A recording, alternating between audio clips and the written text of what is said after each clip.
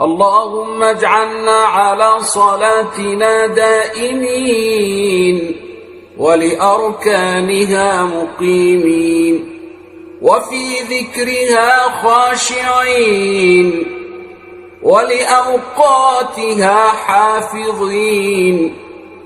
اجعل الصلاة راحة لأبداننا وأمانا لأرواحنا وسكينة لأنفسنا ونجاة في قبورنا يا مجيب الدعاء يا مجيب الرجاء. تقبل منا زكاتنا بالصدق والوفاء واجعلها نورا وظلا لنا يوم اللقاء واجعلها برهانا لنا يوم القضاء ولا تجعل فيها خبثا أو منا أو أذى أو بلاء واجعلها حصنا لنا من الغم والغلاء يا منزل البركات. اجعل نساءنا صالحات تائبات قانتات عابدات وأغلق لشبابنا أبواب الهوى والشهوات واغضض أبصارهم عن الخبائث والمحرمات وزين نساءنا بآداب سورتي النور والحجرات برحمتك يا رفيع الدرجات. السلام عليكم، يسعد مساكم، مساء الفل والرضا والرزق على احلى متابعين في الدنيا. اخباركم عاملين ايه؟ يا رب تكونوا في احسن حال واحسن صحه، ورجعت لكم يوم جديد وفيديو جديد كله طاقه ايجابيه وكله حب كله تفاؤل. بس يلا بينا قبل ما نبدا فيديو النهارده نقول صلوا على الحبيب عشان قلبك يطيب عليه افضل الصلاه والسلام. وكمان اقول يدوم عزك، يدوم عزك اللي بتعملي لايك وتشتركي في القناه، يدوم عزك اللي بتكتبي تعليق حلو جو زين. ربنا يبارك فيك يا رب، عيلتي هتكبر بيكم وليكم، هتكون عيله كبيره جو ليه يوميات الصعيد وعوايده. بشكركم على سؤالكم، بشكركم على دعواتكم ليا الطيبة، ربنا يجعل في ميزان حسناتكم. بغيب كتير، ما بقتش انزل فيديوهات زي الاول بالرغم ان عندي فيديوهات كتير، بس الحمد لله ان شاء الله اللي جاي احلى واحلى. ربنا يجعل ايامكم كلها سعد وهنا وفرح وراحة بال كله ان شاء الله. امين اللهم امين يا رب العالمين. كل ام بتشوفني ربنا يا رب يبارك فيك يا امي، ربنا يفرحك باولادك على حياة عينك اللهم امين. ويبارك فيكي. اي حد والدين متوفيين، الصدقه والدعاء وقرايه القران هي اجمل هديه نقدمها لهم في حياتهم بعد ما ماتهم.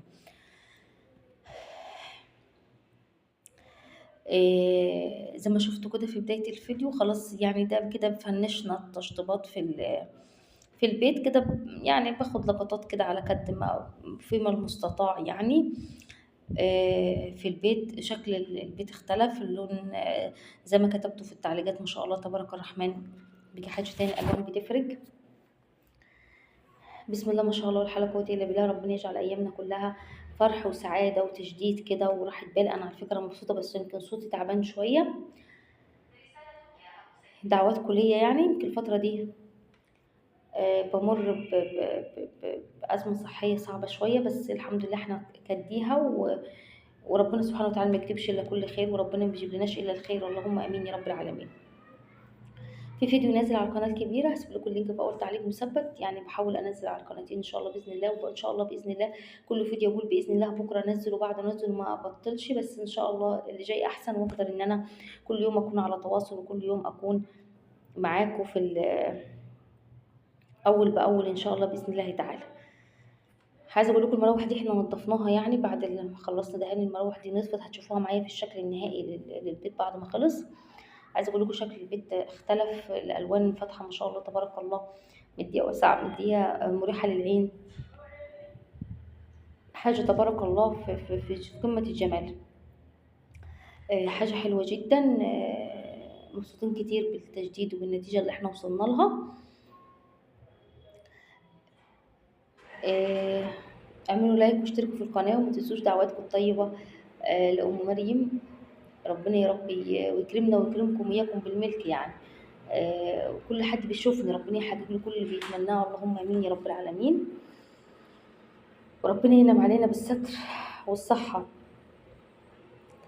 الحمد لله الذي عافانا مما ابتلى غيره مما ابتلى آه، به غيره.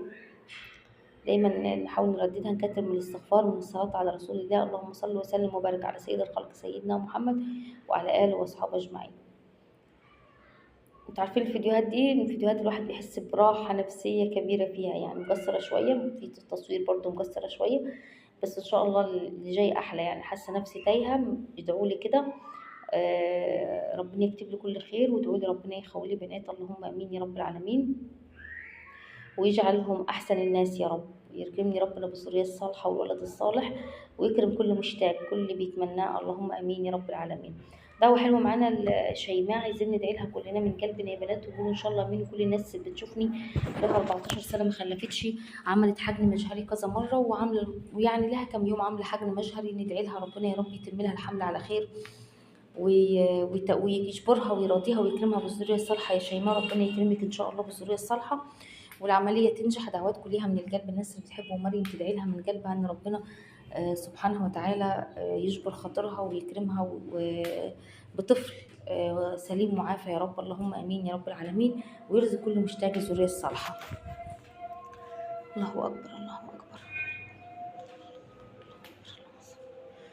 بصوا الاذان بيقولوا احنا بندعي لها، يا رب يا شيماء يكرمك بالذرية الصالحة، يا رب يا شيماء ان شاء الله العملية تنجح، وربنا يرضيك ويديك المرة دي 14 سنة من غير خليفة.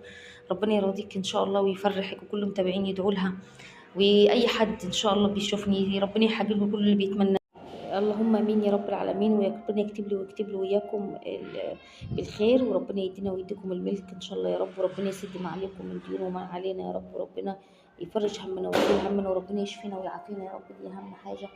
ربنا سبحانه وتعالى ما نشوف شر ابدا انا ولا انتوا يا رب. يخلص الاذان هدعي وردد الاذان وارجع نكمل مع بعض. بصوا خلاص كده ابتدى اللون الاخير يظهر يا بنات معايا، زي ما انتم شفتوا الاول الطبلوهات اللي احنا عملناها، الطبلوهات دي اللي احنا عملناها هتشوفوها معايا في الشكل النهائي ان شاء الله باذن الله تعالى. النهائي للبيت يعتبر كده الشقه خلاص، يعني فضل حاجات بسيطه فنشناها خلصت، وقاعد ان شاء الله نستقبل الفرش الجديد مع بعض. في سؤال حابه ان انا متابعتي وامي ربنا يحفظك ربنا يحميك، يعني بما اني انا مش عارفه انزل فيديوهات امتى، وطلبت مني ان ازاي حفيدتك ما شاء الله فطمتيها بقى لما انا اتكلمت في الفيديو عن فطام مودة، وكمان طلبت مني ان انا ازاي طفلي يتعود ابطل البامبرز. هرد عليكي في الفيديو ده، اتمنى انك تشوفي الفيديو وتسمعيه، لان انا مش ضامنه ربنا يديني ويديكم طول العمر، مش ضامنه اساسا ان انا هنزل فيديوهات امتى وهستمر ولا لا. معلش شويه لخبطه كده، وبدعي من ربنا وبصلي وبقرا قران ان ربنا يعدهم لي على خير يا رب ان شاء الله، امين اللهم امين. اولا تحيه كبيره جدا يا امي، ربنا يفرحك بحفيدتك ويخليها لك ويبارك لك فيها، ومش بس كده كمان زي ما ربيتيها تربي لها عيالها وعيال عيالها، ويديكي طول العمر لما تشوفيها عروسه ان شاء الله يا رب، زي ما شفت امها تشوفيها هي كمان عروسه، وتشوفي ولادها وتفرحي بيهم يا رب، ويخليكي ويبارك في عمرك. بس بقى ما تضحكوش عليا، موضوع البامبرز ده، اولا انت قلتي لي ان هي اخر 9 هتكمل سنتين، لا انت من اول ما تسمعي الفيديو ده على طول، لاني اولا سنتين كبرت كده كفايه جو عليها. الطفل كل ما يكون اصغر في العمر كل ما يكون هيريحك اكتر ويستوعب اكتر. الطريقه بتاعتي انا، لحظه عشان الصوت ده وارجع له تاني. اسمعيني يا امي، بصي بصراحه انا عشان انجز يعني الموضوع ما ياخدش اكتر من يومين 3، ده 3 ايام ده كده بكتير، وكتير جو اسبوع، ده بيرجع للام نفسها. اعود ازاي طفلي على الحمام، ده من الام مش من الطفل. بسم الله صلى على رسول الله، اللهم صل وسلم وبارك على سيدنا محمد وعلى اله واصحابه اجمعين. اول حاجه كده النهارده خلاص ناويين ان شاء الله باذن الله ان احنا نشيل البامبرز. الطفل اول ما يصحى من النوم طبعا، يعني انا افضل ان البامبرز ما يتبطل يكون في الصيف مش في الشتاء، لان الشتاء طفلك هياخد التهاب رئوي وهيتعب، لان هدوم ان يعمل حمام على نفسه كذا مره في اليوم، تغير هدوم كلها الشتاء. طبعا بنعمل هدوم، بنلبس 5 6 قطع والهدوم بتبقى طويله عشان الطفل يتدفى، فلما تشيل الهدوم دي كلها مرة واحدة كل شوية تغيري له هيبرد وتضطر تشطفي له جسمه، فطبيعي ان هو هيبرد منك. لا، فانا افضل في الصيف دلوقتي نلحق نفسنا يا امي، ان احنا من دلوقتي ما تستنيش لاخر الشهر، وان انت تبطلي بامبرز من دلوقتي الشهرين دول انا قبل دخول الشتاء. لان دخل الشتاء انا افضل يعني انك انت هتضطري تستني للصيف عشان الطفل ما يتعبش وانا اتعب معاه، يعني ومضادات حيوي وتعب كل شويه يغير في البرد والسجعه مش هينفع. خلاص نوينا ان شاء الله النهارده هنبطل البامبرز. الطفل بيصحى من النوم او هقول لكم الطريقه اللي انا بعملها يعني. انا باول حاجه بعود الطفل على القصريه، بتبقى جايباها ومجهزاها، وبجيب اكتر حاجه الطفل بيحبها. كلنا عارفين طبيعه، كل في واحده فينا عارفه طبيعه طفلها بيحب ايه. آه من انواع الشوكولاتات الشيبسي. ما تضحكوش عليا بس في الطريقه اللي انا بعملها. اكتر حاجه بيحبها ايه وبعمل ايه. الطفل صحي من النوم، اول ما يصحى من النوم على طول بشيل البامبرز. انا بستمر فتره البامبرز بالليل بس علشان اولا الفرش وعشان صحه الطفل، يعني لحد بعد كده ما بيتعود وحده وببطله ليل ونهار. ما استناش بقى لما الطفل يعمل حمام فيها. الطفل متعود ان بيعمل حمام في اي وقت، هو واقف هو قاعد في اي وقت، خلاص زي ما اتعود. بشيل البامبرز وبقعد طفلي على القصريه بصوا اكتر وقت ممكن. كل شويه اقعد اقول ليه يلا يا مواد عشان نعمل حمام يلا، وايه يتعود الطفل. طبعا هايب الموضوع ان هو يقعد على مكان يعمل فيه حمام اول مره، هيبقى هايب الموضوع. ممكن اول ما يقف تلاقيه عمل على نفسه. كنت ادخلهم الحمام عشان يقعدوا على القعده، كانوا يوقفوا ويعملوا هم حمام هم واقفين، ليه مش متعودين هايبين الموضوع بالتخدير. كل شويه بقى مهمه الام ايه بقى، انا شلت البامبرز كل شويه بقى طفلي انا اللي اقول له، يعني كل شويه انا اللي اخده اقعده على الحمام، كل شويه انا اللي اخده اقعده على القصريه، يلا عشان تعمل حمام برافو شاطر. انا بقى طفلي بقى لما بيعمل حمام لاول مره على القصريه بصوا افضل اهيص وافضل ازغرت وابوس واحضن، وانت كده عملت انجاز وعملت حاجه حلوه واسقف. المهم ان انا عايزه الموضوع ده ما بياخدش معايا اللهم بارك اكتر من يومين للتالت، وكمان ايه يعني مره او مرتين اللي على نفسه، لكن اكتر من كده لا. وموضوع بالنسبه لي خلاص موضوع البامبرز موضوع الحمام هو من نفسه اللي يطلب، ما بياخدش معايا اكتر من 3 ايام. ويفضل افضل بقى ايه واديله حاجه حلوه بيحبها. يعني كانت فرحه دايما اجيب لها شوكولاته جالاكسي. كل ما تعمل حمام كانت تيجي تقول حمام يا ماما، كنت افرح بيها اقول لها خد الشوكولاته برافو، نفضل نهيص انا ومريم ونزغرت واشغل لها الاغاني وهي قاعده تعمل حمام، واللي هو ايه اغاني الاطفال اللي هو ايه انت عملتي حاجه حلوه انت شطوره، واحسسه ان هو عمل حاجه كبيره حاجه مفرحه. فالطفل تلاقيه ايه اتنبه هو بيعمل كده، هو يروح يعمل في المكان ده عشان يبقى ايه يبقى ياخد كذا. فكانت فرحه كل شويه تعمل لي حمام وكل شويه عايزه شوكولاته جالاكسي. مواد هجيب لها شيكوبون، الوضع اختلف، هجيب له المواد ب10 جنيه البان وب10 جنيه شيكوبون بس. فكل شويه اخد طفلي على الحمام، كل شويه يلا نعمل حمام، واللي هو بقى ايه ما طنشش ما صهينش مش 5 دقايق وخلاص هو كده جام، لا هو يبقى هيب الموضوع. مره هيعمل على نفسه ومره هيعمل في الحمام في القصريه، مره على نفسه ومره في القصريه، افضل متنبهه كل شويه انا اللي اخده اقول له. الموضوع ما ياخدش معايا اكتر من 3 ايام. عايزه اقول لكم من اول يومين هي مره على نفسه ومره على القصريه، الموضوع بالنسبه لي منهي. طفل في الصيف نقدر ان احنا هدومه عادي يعمل حمام ناخده نحميه ان شاء الله 4 5 مرات نغير له هدومه. الشتاء صعب الطفل عشان تشيلي له هدومه وجسمه يشم هواء في الشتاء، التهاب رئوي على صدره على طول. يعني انا ببطل عيالي البامبرز في الصيف، طبعا قدام الصيف طويل وحر، وهو نفسه بقى الطفل من بعد كده يجرف اساسا يعمل على نفسه نهائي. بس طفلي انا قاعد مشغول بيلعب بس يا ماما، طفلي قاعد مشغول بيلعب، طفلي قاعد مثلا قدام التلفزيون بينسى نفسه هتلاقيه عامل حمال على نفسه. انا بقى كل شويه يا امي اخدها قاعدها على الحمام، كل شويه اخدها اقعدها على البصريه، افكرها ان هي دلوقتي لازم تعمل حمام في المكان الكذا، ان هي دلوقتي لازم تاخدها تتعود على الحمام، اجيب لها حاجه بتحبها هتعمل حمام برافو عليكي. الطفل ما يجيش وانا ببطل البامبرز اروح واخداه طالعه بيه بره وملبساه بامبرز وخليه يعمل حمام في البامبرز، كده في انتكاسه للطفل هيرجع كانك ما عملتيش حاجه. يعني فتره البامبرز ما طلعش من بيتي، لو طلعت من بيتي ما لبسوش البامبرز، لان لو لبسته البامبرز كده في انتكاسه ليه، يعني كاني ما عملتش حاجه من عندي. دي معلومه مهمه جدا. الطفل يصحى من النوم ما استناهوش يعمل حمام في البامبرز عشان ارميه بالمره، برضو دي انتكاسه للطفل. الطفل يصحى من نومه، كل واحده فينا عارفه طبيعه طفلها. انا موده بتصحى من النوم على الحمام، تصحى من نومها قاعدها على القصريه، يلا مش هتقومي الا لما تعمل الحمام بتاعك. تمام، دي برضو حاجه مفيده. تطلعي بره تلبسيه بامبرز كده ما عملناش حاجه. الا بعد كده بقى الطفل بيتعود على الحمام للطوارئ يعني، الا الظرف اللي كان للطوارئ، غير كده لا، انا مش هطلع من بيتي. ده اساسي. مش بعد ما بطل البامبرز يوم ولا اتنين اجي اروح ملبسه له.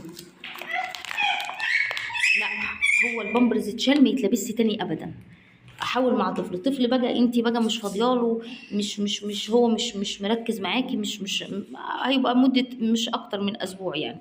بس انا لا، هما يومين والتالت الموضوع.